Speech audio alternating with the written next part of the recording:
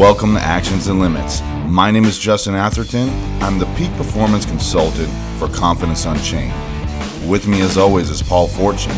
Paul is a mindset coach and the founder of A Call to Action. And together, we make Actions and Limits.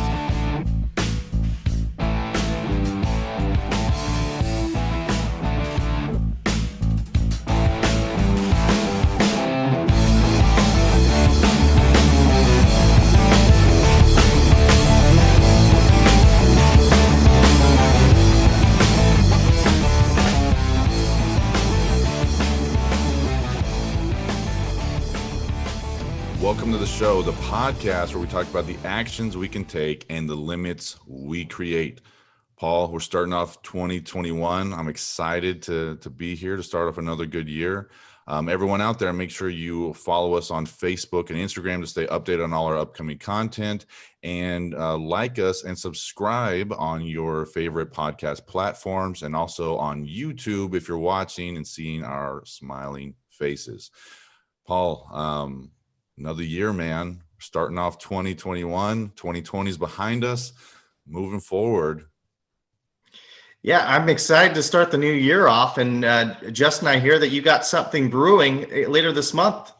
Yeah, it's a project I've been working on for the last few months. I'm putting together a virtual summit that will be coming out in the next few weeks. We're going to be having a lot of amazing speakers coming on and sharing their insight. You know, these are people from all different walks of life and all different professions that are sharing. And the idea is, like my business is focused on men and peak performance.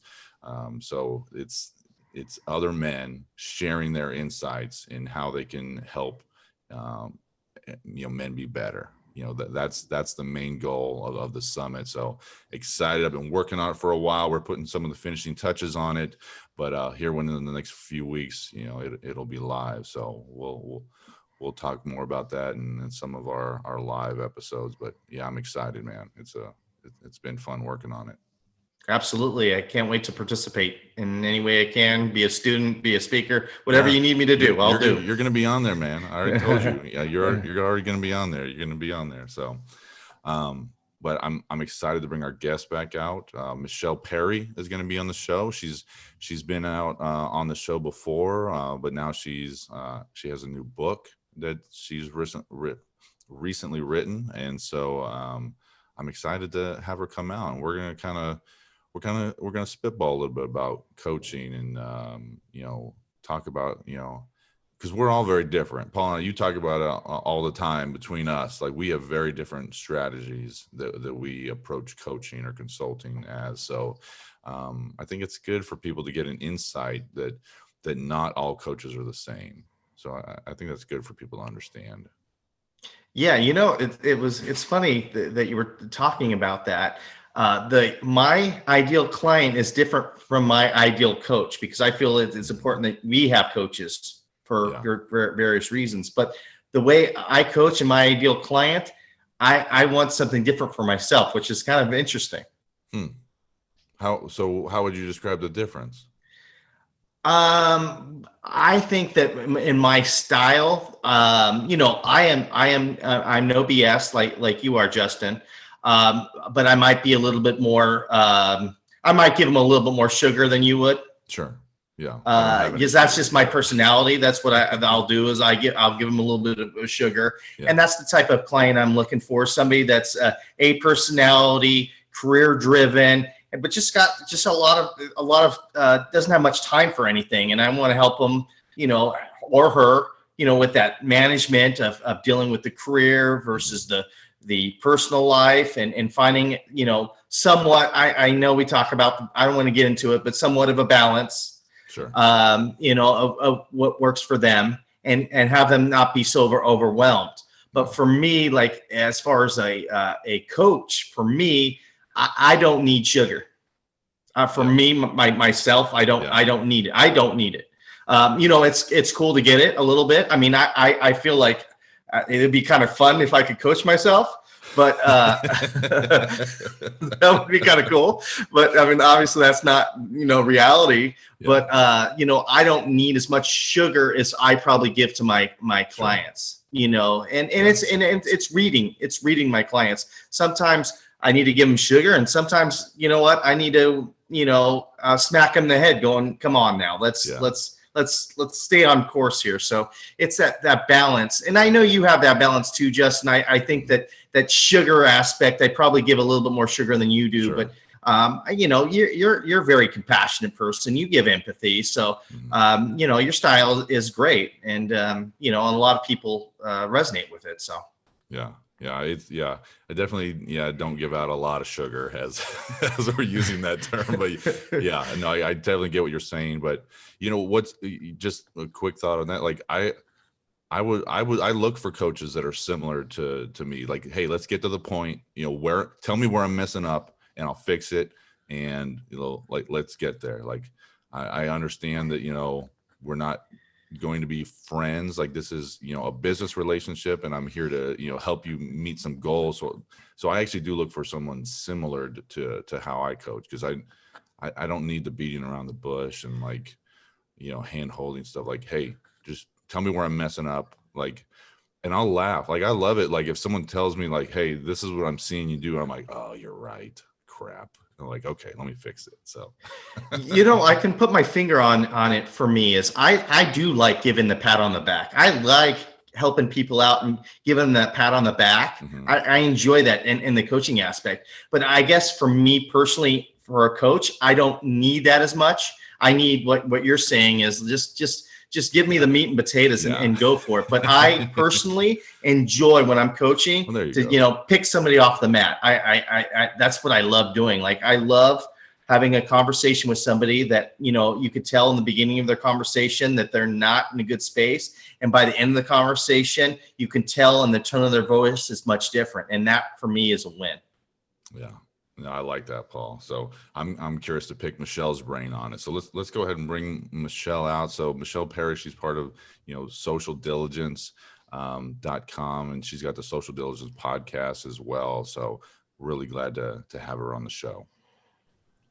Michelle, welcome back to the Actions and Limits podcast. We're really excited to have you back on. I know you've got some great news about your book, but thank you for coming back on the show, Michelle. I cannot tell you what an honor it is to be back a second time on the Actions and Limits podcast, talking with you two incredible men. It is such an honor to be back. Thank you for the invitation. And we're starting off the year right. First episode of the year, everyone has, 2020 behind them, looking forward to new things, looking forward to, moving on with a new year and figuring out where we go from here, right, guys? It's going to be amazing. That's right. It's going to be amazing. We are declaring 2021 cannot be anything like 2020. I don't think any year can be like 2020. So it's got to knock on wood, right? Nowhere to go but up, right? That's right. Sure. The foundation to build forward or build up. Exactly. Yeah, no, I like that. So, Michelle, well, before we dive off into anything, tell us about your book. I know you're super excited to get this out there, and it was a new project for you. So go ahead and tell us about your book. Yes. So I'm going to show you, for those who are watching, this is what it looks like on Amazon. Go to Amazon. It is live on Amazon. The Pebble in My Shoe. Live in the power of attention, take back your power, and live in a better way. And this book is really the foundation of what I do, why I do it, where I come from. You'll get to know me in a very intimate sort of way, but you'll also get to know the foundation of what my beliefs are, the foundation of my coaching, how I work, and you'll know if you want to work with me after reading this book. But even if you don't work with me, this book will give you strategies and tips to live a life that you want to get up for on a Monday morning. And I'm so proud of this #1 international best-selling book. 5 #1 new release badges when it came out in November. It is live, ready for your purchase. If you're Kindle Unlimited, it's free. And I'm just so excited to share this message with the world. Is it an autobiography of your life? No, but the beginning of the book is it feels very memoirish because it's my heart pouring out about the catalyst incident that started my life in purpose and in focused on paying attention. And what does that even mean? And it speaks to my belief that we are all on a grief and loss journey throughout our entire life, and that that's not a bad thing. And it's something that comes in various different forms and different seasons of our life. And we need different skills and strategies to deal with that. And coming to terms with who you are in integrity and truth is the only way to live a life that you want to get up for in the morning and live. But how do you do that? And so the book is really like a how-to, because people talk about the concepts and it sounds all pretty. Great. Those are wonderful for other people. No, this book is like, this is wonderful for other people, but guess what? Here's how you do it for you. So you can implement it the way that you will actually do it, so that you can finally breathe and live your life the way you want to be living it. Michelle, Was that about the classmate? Is that the story about the classmate? Yeah, so that is about the boy who I witnessed take his life in front of our class January 2nd, 1992. I think I talked about it in our first episode. Yeah, share it again, just so if nobody saw that episode, somebody didn't see that episode. Yeah, sure. Although you should go back. It was a really great conversation. So scroll on back through. But yeah, so January 2nd, 1992, I was 17 years old. And I finally felt normal for the first time in my life. I had a very tumultuous childhood. I'm biracial. I grew up in the 70s when it was not cool to be biracial. I didn't know any other biracial people. It wasn't as common as it is today. So I had a lot of self-worth issues, self-esteem issues. And at 17, I had my first boyfriend. I felt normal. And it was the first day back in school after the New Year holiday. So very similar to when this podcast will air.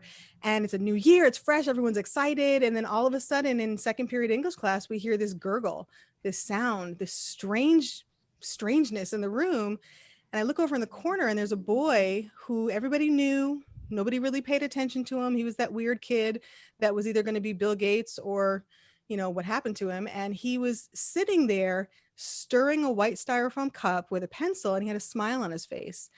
And I remember thinking, why is he smiling? I've never seen him smile. And then I just looked away, didn't think about it. He drank what was in that cup, and what was inside took his life. And we watched him die. Well, I watched him die. I was the last one out of the room.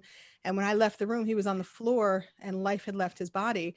And, after that, they celebrated him and planted a tree. They named the gym after him. And that filled me with such a rage. And I couldn't understand that at 17. Like, why am I so angry that we're celebrating a life? Like, that doesn't make sense. And it wasn't until college when I was actually able to process and through writing that I understood that I was so angry and rageful at those of us who were left behind, because if we had paid attention to him when he was alive, he may not have made that choice. Who knows? But I made it my mission to pay attention to every person that I came in contact with so that nobody would be forgotten, nobody would be unseen or unheard. And that was what propelled me into a life of child welfare for 20 plus years, until I forgot to pay attention to myself and I burned out and needed the care and attention. And I had to shift and start to pay attention to myself to get my life back on course. And so that's sort of the journey that I talk about in the book. And then I get into the how-to in the end of the book.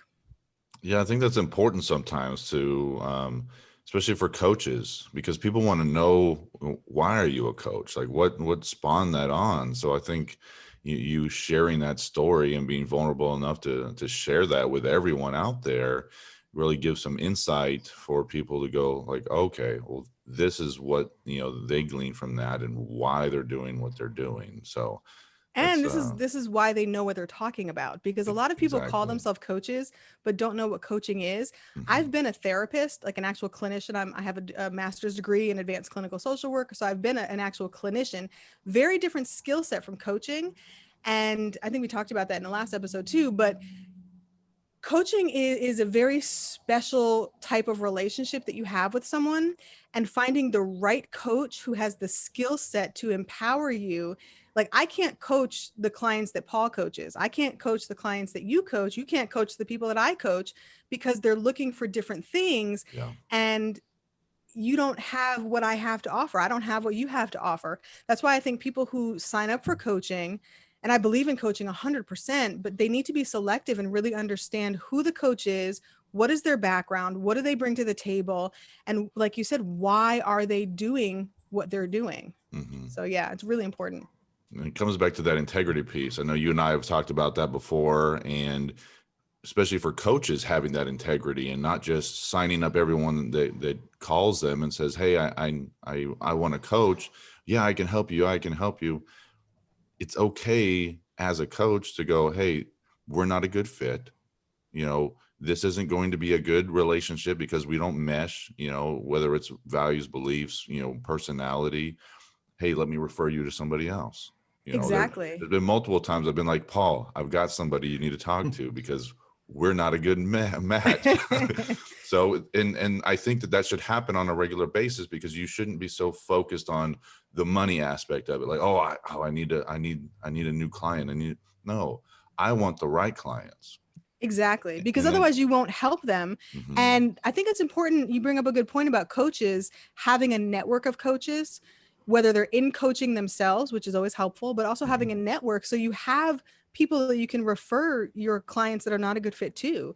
Thank goodness, Paul, who can help those who are not a good fit for you. And Paul, has a variety of skill sets that I know for me. If someone's not a good fit for me, I know Paul's there. I can, hey, Paul, I got someone for you.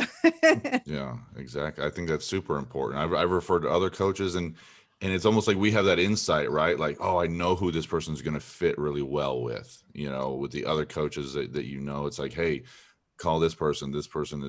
They're going to be in line, or at least what I assume is going to be in line with what I hear that's going on right now. So, or they have a skill set I don't have. There's certain things I just don't know, and I'm okay with that. You have to have integrity and be honest enough to say, you know what, I'm not skilled in that area. I will never be a business. Well, I can't say never. I'm going to take that back. Right now, I am anywhere near being a business coach. I get business coaching myself. So if someone came to me wanting business coaching, I'm going to refer them out because I don't have the skill set to help you yet. Now, if it ever comes to pass that I do, great. But right now, that's not where I'm headed. That's not where my focus is. But I know people who are quality who can help. So I think, I agree. It's very, very important. Yeah. And I feel it's important that we have coaches for ourselves too. I'm actually in between coaches, but I'm going to tell you, I'm very particular on how I like to be coached. And maybe I'm too particular on that, but I want somebody that's going to give me some substance. I've had coaches where, well, what do you think? Well, I'm coming to you. I want a little bit more. I understand I have to do the heavy lifting. I get that. But, if some advice from time to time, a little advice. Yeah. If that's the case, I can go with my fellow coaches. I can talk to Michelle. I can talk to Justin, and we can do the collective for that. But I want some more substance to it. I'm not saying that I'm trying to scoot out and not do the work. I definitely want to do the work. I want to dig deep, but I got to feel like there's value coming back out my way, because that's what I want to bring. That's what I bring to my clients. I want to bring them value. I want them to think, okay, here we go. Paul's going to help me to the path I want to go. And I take a lot of pride in that. And I want the other coach that I'm using to have that same pride in themselves. Exactly. Like, you want to know, this is what I want to get out of coaching, and to know that I've gotten it, to have something substantial to say, okay, we actually worked on something and we reached a goal, or we reached the mission, or we reached whatever. I'm wondering though, how do you choose your coaches, Paul? Like, how do you kind of shift through them? Well, I do a lot of them offer consultation to kind of get to know each other, and with coaching for a little bit and being able to read people, I can kind of sense, and I know Justin can too. There's a gut feeling that you have, like, you know what, I don't think this is going to work. And I've made mistakes. I've had coaches where I was like, I gave them 2 months. And I'm like, you know what? I'm not seeing the value that I really, really want. I get it that it's a process, and patience is a virtue, and that we all need to have patience. But there's times where I want to feel in my gut that, you know what, we're working to something. Yeah, there has to be some kind of personality match, because I know Paul and I have talked about it. I've been working with a business coach over the last year, and I remember when I was making that decision, I was looking at two different coaches. One was a man, one was a woman, and the woman was charging twice as much, but that's who I ended up going with. So I hired a female business coach because the man that I was looking to work with, he didn't resonate with me. His message wasn't aligned with mine. His energy was way off from mine. I'm like, I don't know if I could work with this guy for a year. I'm like, I don't think I'm going to be able to put up with that. So, I ended up That's a going, sign. yeah, it is, right? But he's a super successful guy. It looks like he's doing really well for himself and helping out his clients, but he has that specific niche. So it's about understanding what you want to be around for 6 months to a year, whatever that program is, and working through that. And So, paying attention to how you respond, like both of you said this, how you respond to that other person, paying attention to that, yeah. and honoring that, and saying, and trusting it. A lot of times we have that gut feeling, but we don't trust it. No, trust it. That is you telling you, this is what is, this is the way to go. This is not the way to go. So paying attention is so important. Yeah. And it's the same thing with choosing to work with clients. When you get on a phone call with someone and you're just like, hey, this is not going to work, for whatever they're going to run me reason crazy. is. No. Yeah. and it benefits them as well too, because I don't want to sign up someone that I know I'm going to have to drag through my program, because we're not meshing on some level. We're not talking on that same wavelength. And so it's like going to have to like over explain certain things and push them through the program rather than guiding them through the steps. So it's like, hey, I know someone that's going to be more in line with you. But I'm curious, Michelle, in your book, I know you share some tips. So what would you say is like the most important one that you share in the book about working with your clients and the things that you do with them? Well, the book is not about working with my clients. The book is actually like, I would give it to my clients to help them with strategies on how to live their life in a way that they want to. So give us a strategy. Well, gratitude and mindfulness are the two main ones, because what gratitude does is it shifts your mindset. And Paul, you know a lot about this, where your focus and your worldview will change. And what will happen is nothing around you will change. The situation won't change. Nothing will have physically changed. And yet everything will change based on your perspective, perception, the language that comes out of your mouth. And that all has to do with gratitude and mindfulness. But, staying with the coaching part, because you got me thinking about clients where I've learned now that I will say no to this particular personality type, because I refuse now at the stage that I'm in. I will not babysit adults. If you are an adult and you are paying me money that you have sweat, I mean, you've earned it somehow. I can't in full integrity and with ethical, standard, take your money if I'm not going to bring value, to Paul's point, but I'm not going to babysit you either. Like coaching is that therapists may have to babysit you a little bit and they can pull you along, but coaching is more like I'm the Sherpa walking up the mountain with you, versus I've got my foot in your back and I'm pushing you up the mountain. It's a different dynamic. And I think that, when looking for clients, you've got to be ready. You've got to be in the season for that coach. So like for me, you can't be at the beginning of your journey in terms of transforming your life and your mindset, because that's sort of a basic foundation. I mean, I could do that with you if you're ready for it. But a lot of times what happens is when you start to dig into those deep issues, those patterns, those beliefs, those things that are ingrained as foundational, you got to work through that mess, and that can take years. And so you may not be ready for the transformative kind of work that I can help you get within a few months. You might need to come back to me later when you're ready. And so I think that for both coaches and for people seeking coaching, knowing what season you're in and what you're specifically ready to do is really important. I can say I want a mindset coach, but I might not be ready to change my mindset. You know what I mean?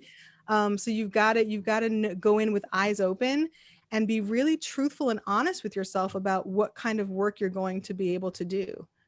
Yeah. I'm curious, what's your definition of babysitting? So I had a client, and she presented as my ideal client, exactly what I was looking for. You know, she was a mom. Well, she is a mom. She is a mom. She's got a husband, overwhelmed, sort of, you know, unclear about how to get her life in order so that she could become the best wife she wanted to be, the best person she wants to be. And so she actually took my course, and I sort of did a semi-live version with her. I'm going to be releasing a live version in 2021. And she was like gung-ho, working it out, really great for the first, I would say, 2 months. And then she hit a wall, and she hit an issue that she wasn't consciously aware of, that working with me brought to her awareness. And she wasn't ready to work on it, and she didn't want to work on it. And so I was continually trying to pull and push and encourage, and, you know, it was me doing the work versus her, and then her latching on and saying, yeah, yeah, and then riding high while I was invested in the work for that week. But then the next week there'd be no follow through, or the inconsistency would show up. And it was her defense mechanism, and that's fine, and I'm okay with that. But let's acknowledge you're not ready. And so why don't we stop working together? And then when you're ready, you can come back and we can pick it up. So babysitting to me is where I'm doing more work than the client is. And when that dynamic starts to drain my energy to the point where it's really impacting me and impacting me, my ability to work with other people, or even my ability to do what I want to do in my life, that's a problem. And that's when I'm like, okay, this is babysitting. I'm not here for it. Yeah, I think I've seen that before. It's almost, I've seen it in it's a slightly different light, to where I've had clients who are like, hey, you need to hold me accountable to doing these things. And it's like, oh, I can help you with the mindset. I can help you establish some good habits and some good patterns, but I can't wake you up in the morning and make you go to the gym in the morning. I can't. Or put in, like, for this person, she was texting me every morning. So Oh, I was just right. And so one suggestion I had was, why don't you text me when you're done? And then my acknowledgement was like a little check mark. So it was simple. It was quick. You know, she would text done. I would know that meant she did her gratitude practice. I would do the check mark. That worked fine. But a habit doesn't take 3-4 months to create, right? And at some point, you have to do it when you're not texting me. So the goal is for me not to be in your life all the time, yeah. and not having to text me every morning. And what happened was, when I started to wean myself back and say, okay, well, now you've been doing great, blah, blah, blah. Let's go back to every other day. Let's go back to, you know, for the texting, still do it every day, but let's go back to just being accountable to me, be accountable to yourself now, sort of shifting Yeah. that accountability, because some people don't know how to be accountable to themselves. That's a new skill. So, okay, I'll help you learn that. But when you don't do it and you fall back on, no, I need you, well, that's sort of defeating the purpose, right? And so you know, So what do you think, she didn't Paul? latch onto it because she wasn't invested. Yeah, it's a tough thing to do. What do I think? Yeah, what do you think about, like, what are some strategies to help someone learn to be accountable? Like, it's because it is a tough thing, and it is something that I think a lot of coaches come in contact with. You know, Michelle, myself, you know, it's like you get to a point to where it's like, hey, A go slippery fly by boundary. yourself. Yeah, go fly, little bird. Well, I think in the interim, when you start your coaching agreement with this client, you need to set that tone for them right away.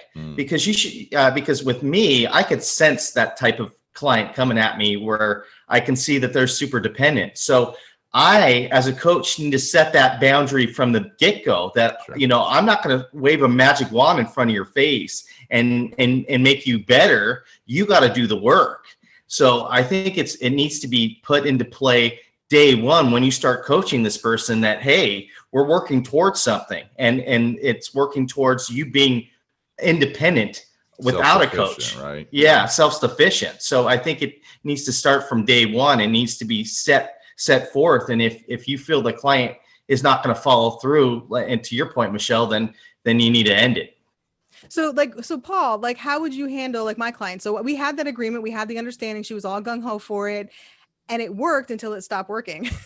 Right. And then the other sort of modifications on it that I tried, because then we tried a phone call, then we tried different things. How would you have sort of handled that? Would you have just done what I did and sort of just weaned off and said, come back when you're ready? Or would you have, See, I don't know if I would even have her text me every day about the the gratitude piece. I don't think I would have done that. I think that I would have at one of our coaching sessions, I would say that you need to do this. And if they ask me, can I text you on that? I would say no. I think that, the lesson is that you need to do it and you need to be self-sufficient. If you text me doing that, then you're not self-sufficient. You're relying on me to give you a data boy. And I'm willing to give you a data boy, but I don't think it's in their best interest for me to do it on a daily basis. So I sort of enabled her then. Well, I mean, I don't, I'm coming out from outside perspective. I wasn't in the session with you, but I know that if it's in a situation like that, I don't know if I would allow them to text me every day like that.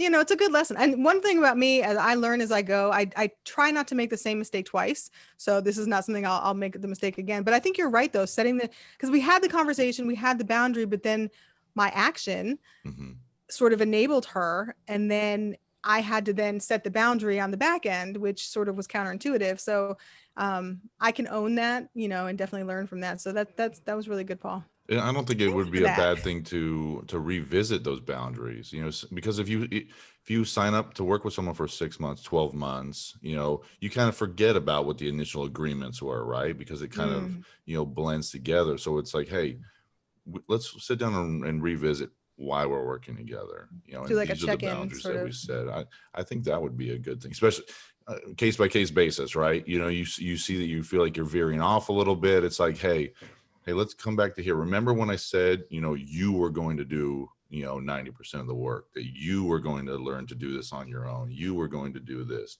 This isn't about me, being, I'm not going to be around forever. Like, what are you going to do when we're not working together? Are you going to revert back to where you were before? Or do you like where you're at now and you want to continue to grow? So I think that would be a good thing to revisit the boundaries that were set at the beginning, and kind of for both of you to reestablish that and go, hey, I think we kind of veered off a little bit. Let's like re-solidify this agreement that we made with each other and where we're headed.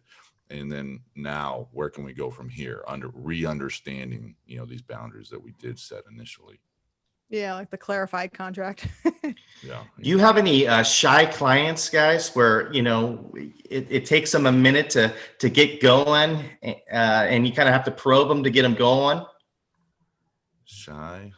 Or shy, like the first part of the conversation is kind of like you're trying to get them to talk a little bit, and and they're like, and then you finally have to really probe in to get them to talk, or do you not have, or do you say, no, I'm not going to take a client like that?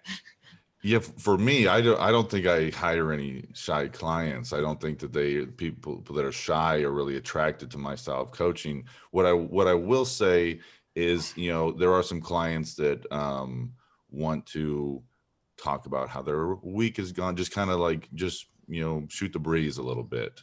And in my head, I'm like, we're wasting time.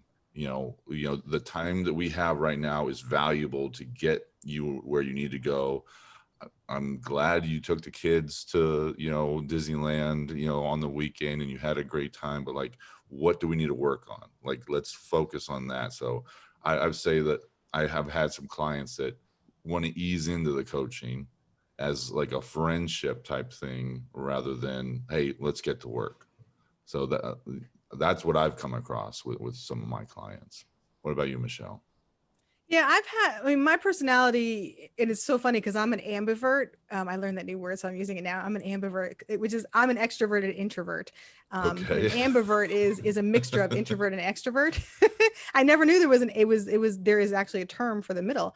Got it. So because of that, when I'm in my working mode, I'm very outgoing, and I think you can tell I have sort of an engaging personality. People feel very comfortable with me because I have that clinical background. I can sort of draw people out. So there are personality types that are drawn to me that are a little bit hesitant, shy, guarded, all of those things, but I know what to do to draw them out.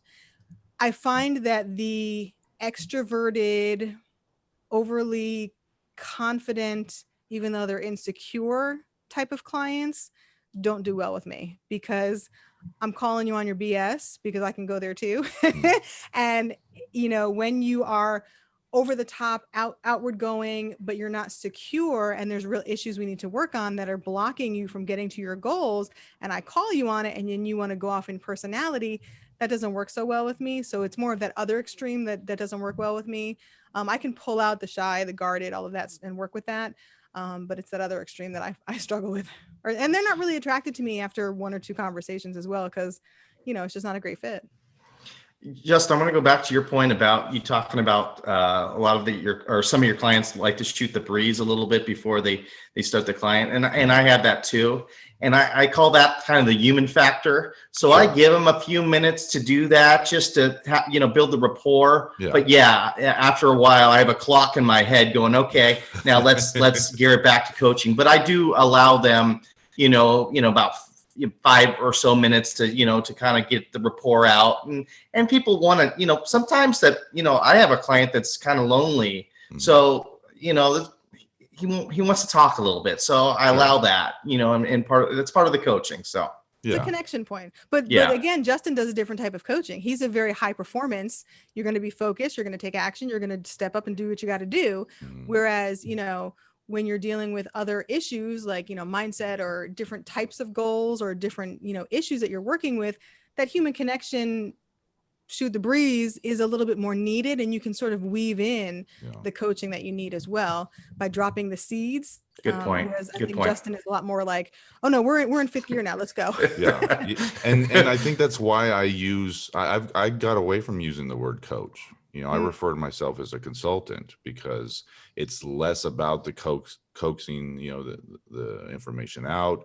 There's a lot of like, hey, these are the tools that we need to put in place. This is what I see that you're doing that we need to fix. Like, let's get there. Let's do that. So there's shades, right? There's the coaches that, it's all about coaxing it out and never giving advice, because I know, Paul, like you and I have gone to some of the ICF trainings and they say, do not give advice. So, and then consultants are there to advise on what's going on. And then there's shades of gray in between, right?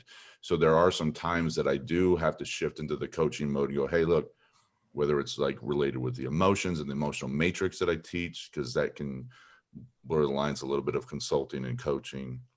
And so I think, there's all those shades of gray, but I've gotten away from using the word coach because I don't feel that my style fits with that word. Well, there's a difference between coaching and consulting. I mean, the definitions of those words are very different. And there's whole industries of consultants who don't coach at all. Like, that's not what they do.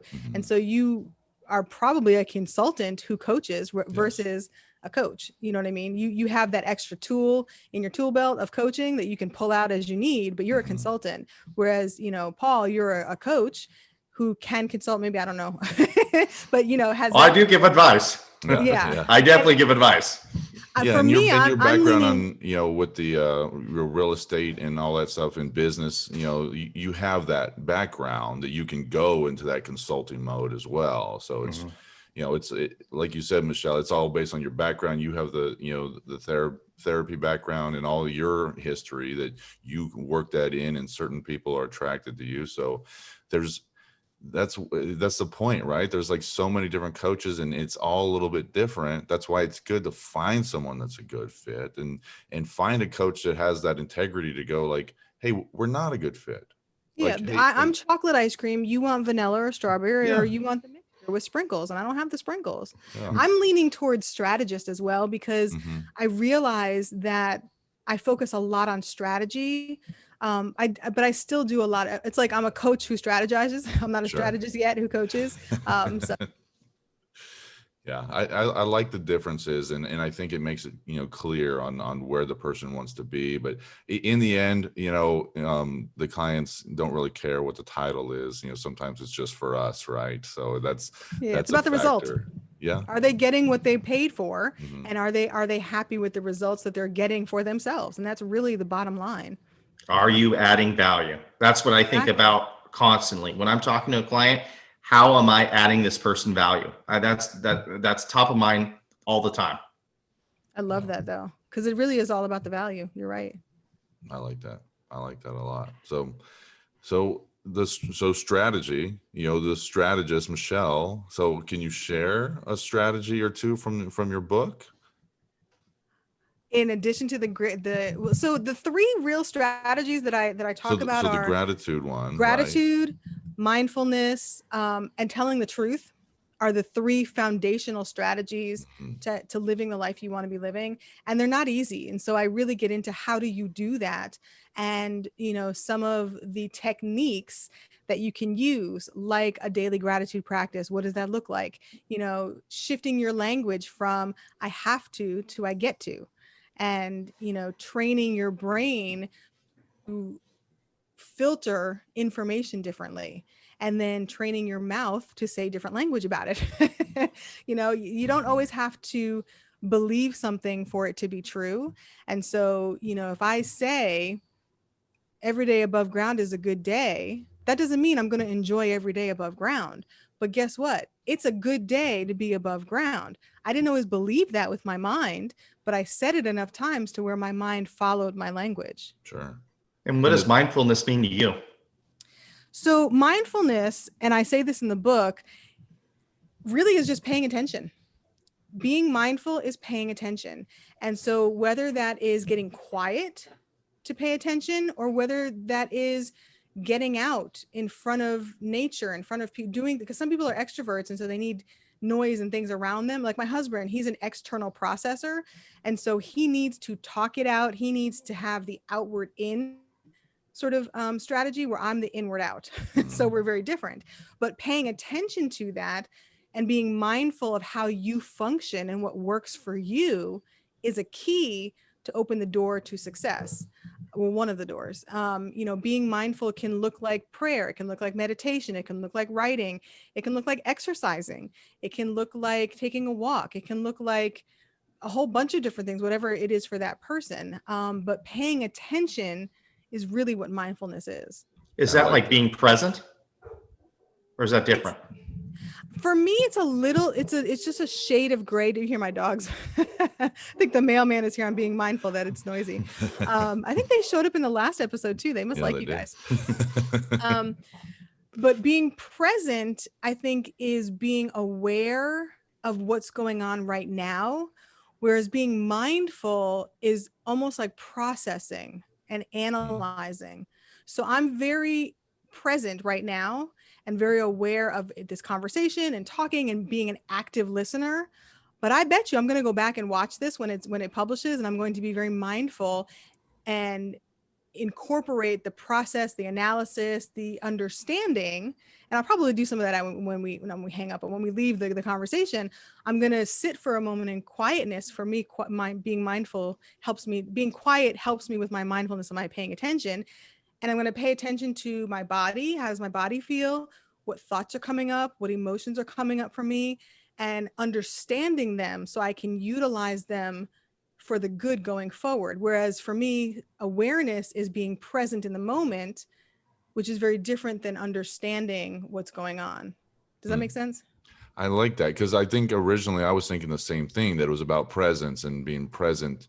And I see it's a slight difference, right? And without really understanding it, I think that you can merge the two. But I like that being present in the moment is like, hey, paying attention to what's going on and really observing, rather than kind of like soaking in. The mindfulness is almost kind of a little bit of a bird's eye view version of being present. That's how I'm seeing it from you, and just kind of seeing what else is going on deeper than that. So it's not just what's right here in front of me. How am I feeling about it? What am I thinking about it? What's going on, around me? How's this affecting, my environment? So yeah, it's almost like an extended version of being present. Yeah, it's very subtle, because like right now I'm enjoying the conversation. I'm very aware of what we're talking about. I'm listening for your responses, and then I'm thinking, okay, well, how can I respond? But the mindfulness piece for me comes after, where it's like, wow, I said this. I really do think that, or wow, I said that really well. What language? What did I do well? What did I do that could have been better? And wow, that's interesting, because sometimes I'll have these conversations and things will come out of my mouth and I'm like, Well, that was interesting. I didn't Sure. realize that I really felt that way because I never articulated it in that manner before. But once it's out, it's like, wow, okay, yeah, let me write that down in my journal because that was good. Let me refine that and really understand, well, where is that coming from? Well, that triggered something Yeah. that led to this. And so it's the understanding piece that comes from the mindfulness, whereas the presence and the awareness sort of allows you to experience it, and the mindfulness allows you to understand it. I think Paul and I both talked about that aspect, doing different interviews and being on other people's podcasts. You say something super profound and you're like, hey, I need a pen real quick. Write that down. I'm You're pretty like, smart. So that's that idea of like, hey, this was in there. I was living this. But I just didn't articulate it until this moment right now. They So, brought it from your subconscious to your consciousness. Yeah. yeah, I like that. I think I did it when I was on your show, Michelle. I think you did too. There yeah, was a couple mic drops, and your response was a little bit quiet, and I was like, mhm. that must have been new for him. Well, there was one you asked me to repeat it, and I was like, I don't know what I just said. It was like, it was just so like we were in the moment, we're flowing in the conversation, and this may be a little bit off topic, but I remember thinking about it when we had that conversation, because I've been reading some books on flow and the flow states. Like, I think we were in that flow state in that conversation. Definitely. And what was interesting to me is that when you asked me to repeat it, it totally interrupted my flow state, because then I had to process it, because I was no longer in the moment. I was no longer just kind of going off of the conversation feedback. It was like, oh, now I have to reroute my brain process to remember what I just said. So it was an interesting experience. I was having this conversation about yours and my conversation about being in that flow state, and then what interrupts that? Like, yeah, how well, do because you shifted from presence to mindfulness. Yeah, it was very different. But yeah, That's good. It's growth. I'm glad I could facilitate that. yeah, it's but yeah, it was great to be in that flow state, but it was interesting to think about it afterwards and go, so it was interrupted. How did we get back there? And now it's, those thoughts were brought out of the subconscious, like you said, into your conscious mind. It's like, and now I need a pen. Exactly. Now I need the pen. I love that. Oh, I'm so glad you brought that up. I love that. I think that fits really well into what we're talking about. So, Mm-hmm. so Yeah, and I think that that happens sometimes when you're coaching. You really get into like a good state, and I've thought about this before. Like, obviously you would need consent from your clients, but recording the conversations, because sometimes there's some really good stuff that comes up in those conversations that you could both benefit from, as a coach and as a client. Like, why wouldn't that be a good idea to do a recording and then give it to your client? Be like, hey, this is what we talked about, like, in case they weren't able to take notes on certain things, or it was just something that maybe they want to listen to again while they're driving to work, if you still drive to work. But I think that would be an interesting extra step, to have them have a recording of the conversation so they can go back through, and so you're not worried about writing notes and making sure that I get everything, because then you're not in that flow state. You're not having that good conversation where things are just flowing and you're working things out. because you feel like you're going to miss something. Yeah. And so, and there's platforms that do that, actually, that Mm-hmm. will, you'll have the coaching session like on Zoom like this, Sure. and it will feed into the coaching platform so that the client can go back, and then there's a space to journal. So they go back and they watch it, and then they journal afterwards. Yeah, I'm actually thinking about right now implementing that in my program, and obviously consent with the clients, right? Be like, hey, we're gonna record this. It's just for you and me. This is Always notes for consent, you, notes yes. for me. But yeah, I think that would be an interesting thing, and I think it would allow for more growth during those phone calls. And so you're not having to take notes, and you're not having to exit that flow state, so you can be present and be mindful afterwards about that present conversation that you had, right? Exactly. Bam, putting both words in there. Paul, you opened up a can of worms. Do you do that with your clients, Paul? Do you have them sort of process? You know, I try not to. I do take notes, but I try, like Justin was saying, I try to be present or mindful. I don't know, but I'm trying to be I'm trying to focus in on the client. So I don't like to take too many notes. So I like to take the notes right after the conversation when it's still fresh in my head. Because if I wait an hour, I have no idea what I just said. You know what I mean? So, but the recording thing, Justin, that's actually a really good coaching tool that I'll have to think about myself. I'm writing it down right now. I'm taking notes as we speak. So you're shifting into mindfulness now. Yes, Yeah. I'm shifting into mindfulness. I need you focused on the actions and limits, Justin. I've removed myself from the presence of this conversation, and I am being action. mindful about the big picture, that we have working here, guys. And he's taking action. I'm taking action. And getting rid of its limits. Exactly.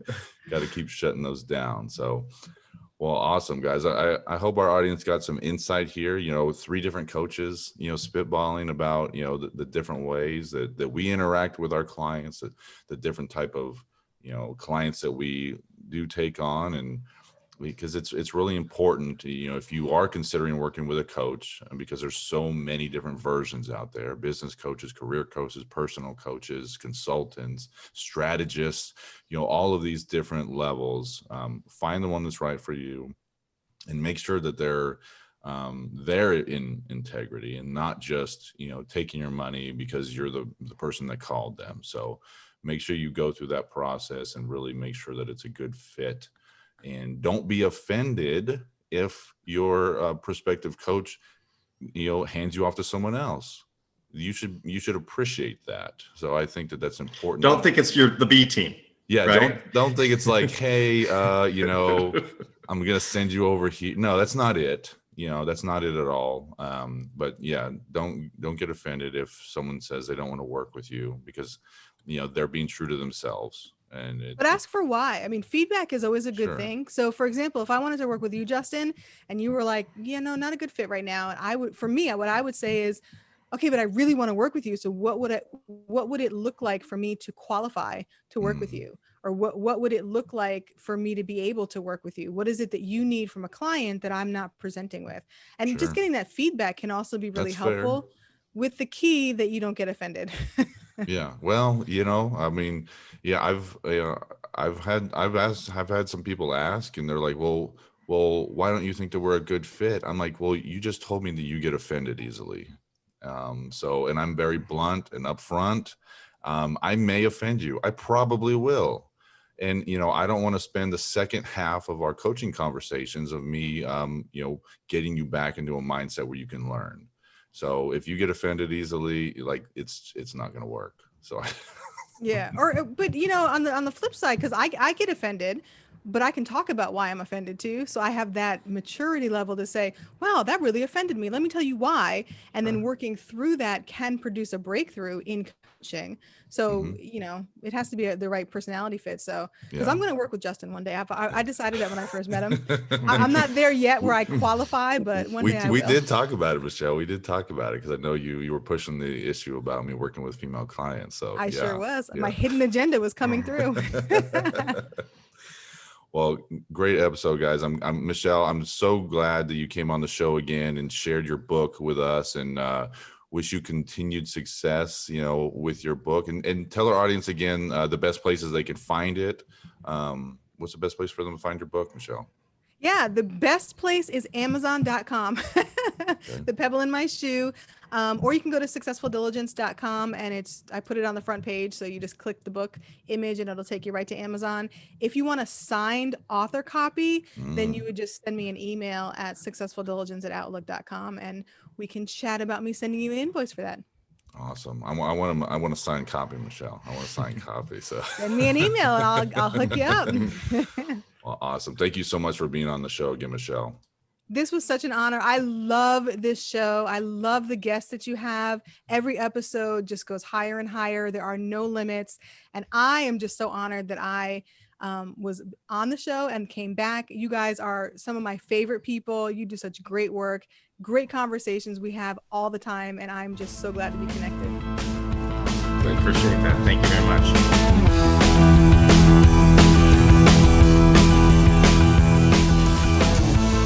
Paul, I'm so glad Michelle can come back on the show and share her book with us. It was good to have an episode to just kind of share, our different coaching styles, because all three of us were very different, and we all work with very different people. So I like that she was able to come on and, just kind of have that open conversation. Hopefully our audience got something out of that.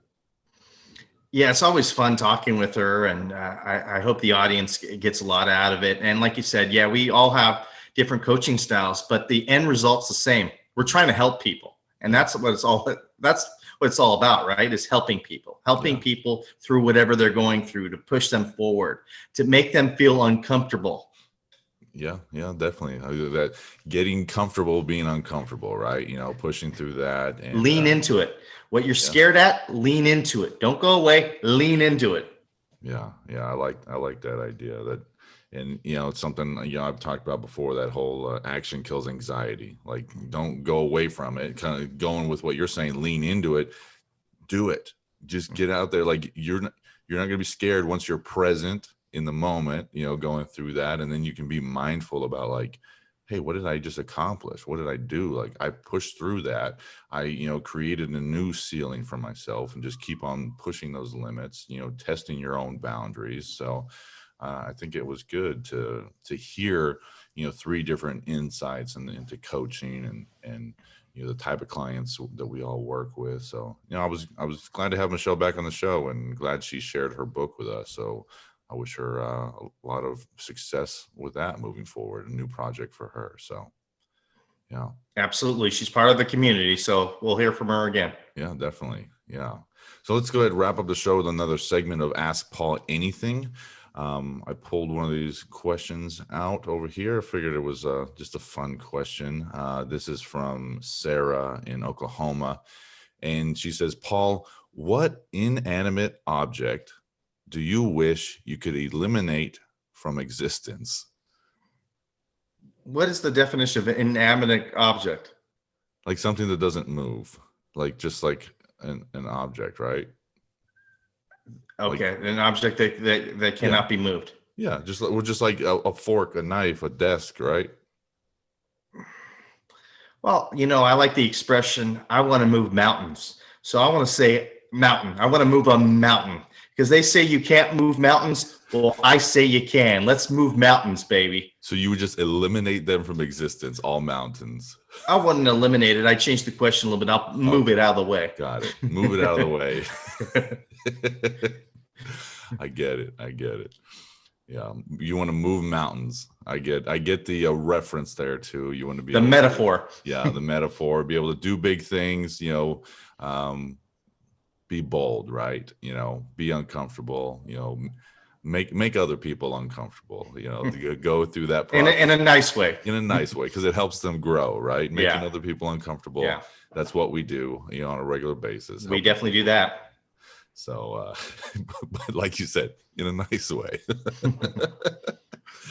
Well, and on the surface. Yeah, a value. We're bringing value. We're not trying to push them back. It's it's for their own good. Yeah, no, I like that. Yeah, but yeah, you definitely have to think about that in the right way, making people uncomfortable in a good way to benefit them. So, well, another great episode, Paul. Great way to start off the year. Again, I was glad Michelle Perry could come on the show and share her book with us and her insight into, how she, moves through her clients and working through her business. So another great episode, Paul. We got another good year ahead of us, man. I'm looking forward to it, bud.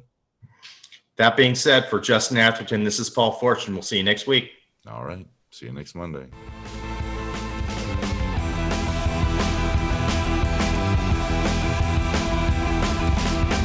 Thank you for listening to the show. Don't miss an episode. Click and subscribe to our YouTube channel. Follow us on your favorite podcast platform and find us on Instagram and Facebook under Actions and Limits to stay updated on all our upcoming content. Continue to email the show at actionsandlimits@gmail.com for our segment Ask Paul Anything. Thank you for listening. We'll see you next week.